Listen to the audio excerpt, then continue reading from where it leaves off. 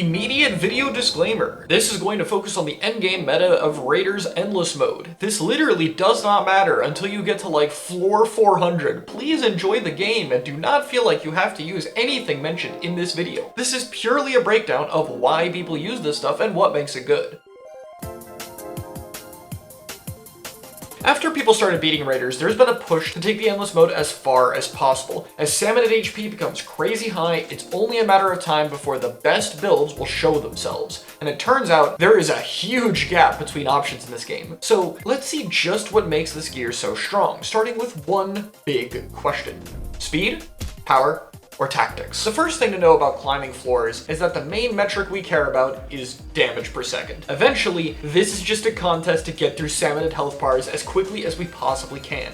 And you might expect power would be good at this, right? And it does have a really powerful tank ult going for it, but it falls into a pitfall that both it and tactics suffer from. A lot of it is just into gadgets that are going to cap fairly early. Speed, on the other hand, is designed a little differently. It's mostly built around increasing your main weapon damage to compensate for the quote-unquote weaker gadgets, and it's going to have access to two perks that are much easier to get here than anywhere else. Ink Refill and Damage Surge. Ink Refill is probably pretty obvious. If we don't have to spend time recovering our ink, we're gonna shoot for longer and get more overall damage per second. Jump Bomb, Dash Bomb, and Blast Boot all give this perk, which means it's very easy to have two separate gadgets provide this, almost completely getting rid of the time you would need to recover your ink tank. Damage increase, on the other hand, is, well, just a straight damage buff. And it's not light either. It is an 100% damage increase on Flywire, Dash Bomb, and Blast Boot. Again, pretty easy to find on two of the gadgets you'd want to equip. Because of that, both of these effects are constantly proccing and very active. And it doesn't even get into the fact that it also allows you to have this on two gadgets that are movement options for getting in the right spot to deal damage in the first place. So, what else is important for dealing damage? Well, two status effects, Freeze and Ferment. Sorry Scorch, you just aren't very good in this game. Fermenting Salmonids makes them take more damage and can trigger the effect of a large explosion. Freeze, on the other hand, while it doesn't increase damage, allows you to proc Icebreaker, a 5 times damage multiplier. Now, Large Explosion and Icebreaker are typically going to be two of the three main weapon perks you're going to equip, no matter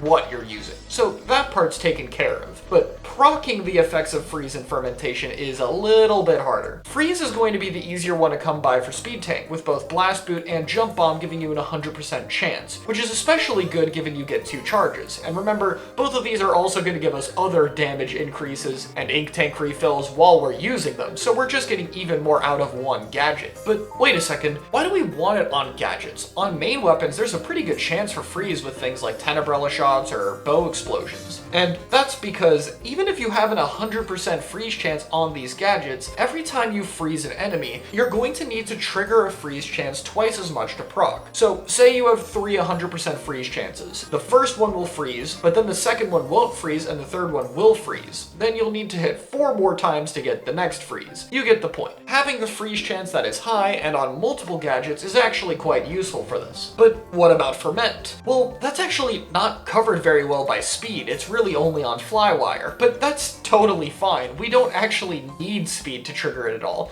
and that's because of the next best thing about Speed Tank. It can use the most broken gadget in the entire game. We're gonna just borrow Torque Screw from Tactics over here. And when I say most broken, I mean it. When I eventually do a ranking of all 15 gadgets, please don't be surprised when this ends up at the very top of the tier list in its own tier at number 1. It's just crazy. What's so good about it? Well, the main gimmick is that it puts you in the air, the safest spot to be in, which also gives you access to a whole other bunch of damage perks, such as airborne damage perks on gadgets, or long range damage of the relic perk that you also get to steal from Tactics. So we're getting even more DPS increases, and again, this is much better with Speed Tank, the tank that'll allow you to have your ink tank be refilled so you don't have to come down from the sky, and has Jump Bomb to allow you to stay in the air even easier. And you know, proc main weapon damage increases while you're up there. But the perks make it even crazier. This thing is massive with horizontal and vertical area increases. It lasts a stupidly long time with duration up, it can pull in salmonids, and it ferments them. So now you have all the enemies clumped up in a good position, able to be collateral, able to take extra damage, and you don't have to worry about ferment at all. But hey, there has to be some downside here, right? Like, yeah, the ink tank thing is covered, but what about picking up power eggs? You need to pick up 50% of power eggs for the next wave to spawn, and that would be a huge issue if you couldn't just slap on a perk that grabs power eggs in this entire giant fan radius. Yeah, so that part of the game is also just trivial. It does everything. It is so good to the point where even if you're running something like a Splatoon, where you don't want to be in the air and stay on the ground, it's still worth just using this ability. You will find it on pretty much every build, unless if it's a power tank one, because the worst part about power tank is that it can't use this. Other perks you can expect to see in general that we haven't talked about is cooldown and other gadget cooldown. Pretty self-explanatory, not even particularly unique to speed. Explosion area is also good for triggering all the status effects we talked about, and if you have a few extra slots, you can do a little bit of gadget damage up, but man, this really shows how far the gap is. For example, Meteor Mid is pretty similar to Blast Boot, and it can freeze and trigger your tank ability, but Blast Boot just goes further, it increases main weapon damage, it refills your ink tank, and it freezes. Sure, Meteor Mid as a gadget deals more damage, but the perks that you're gonna get from the speed tank are gonna end up being more damage anyway, by a lot.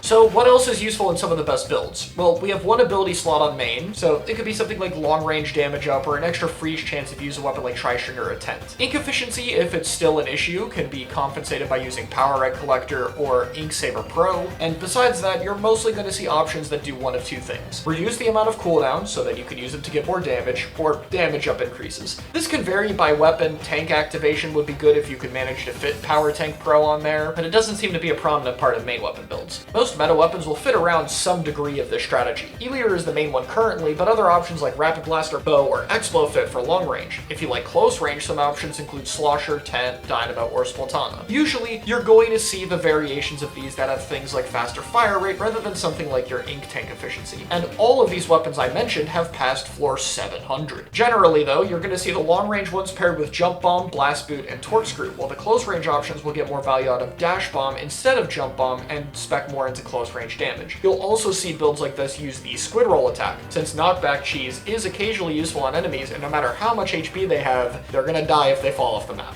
Oh yeah, and that's one more thing we haven't talked about. Showstoppers. Frez is basically the only one that gets used at a higher level. Big Man's takes away your main weapon, and this whole video has been talking about how much we're focusing at buffing our main weapon's damage, and Shivers is okay, but it takes a little bit longer to use, and Freeze isn't as good at Fries for Met, given it falls under the same damage issues. Fries is a huge area, used instantly, and applies for Met, which is more useful in this case. So yeah, good job, Fry. And when it comes to the best builds, that's really about everything. But I gotta say this again here. People are still pushing all types of tanks and builds outside of this. So at the end of the day, if you choose to climb the endless mode, do it the way you have fun with. Use your best gear and see how far you can take it. Change it around only if you feel like you're not having fun with it, or if climbing to the highest level is truly what you like to do. I'm not sure if Raiders is ever going to get balance changes, but if the devs are considering it, I would like to see some buffs to tactics and power tanks. I personally don't think a game like this should have any nerfs, but improving things like damage scaling for gadgets or making Scorch at least somewhat useful would probably be better for a little bit more variety, so I'd be curious to see what they change. Thanks for watching, everyone. I hope this explains why the best builds are used. Be sure to subscribe to see more, and I'll see you all next time.